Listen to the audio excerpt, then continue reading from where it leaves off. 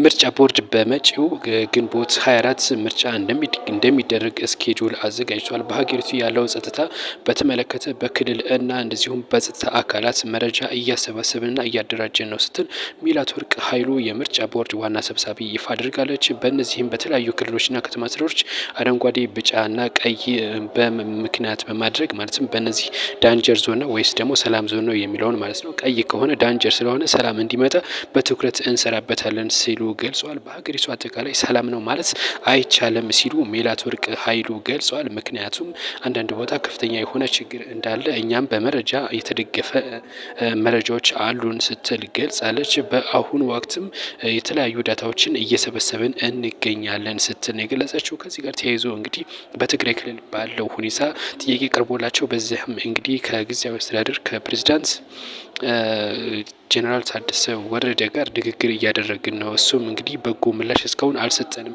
የትግራይ ክልል ጊዜያዊ አስተዳደር ምላሽ እየሰጠን አይደለም፣ እኛም ደጋግመን እየጻፍንላቸው ነው ስትል እንግዲህ ምላሽ ሰጥታለች ማለት ነው። ከዚህ ጋር በተያያዘ ግን ስምረት ፓርቲ እንደዚሁም በትግራይ ክልል ምርጫ ካልተደረገ የትግራይ ሕዝብ ሰላም አያገኝም ሲልም እሱም ተናግሯል።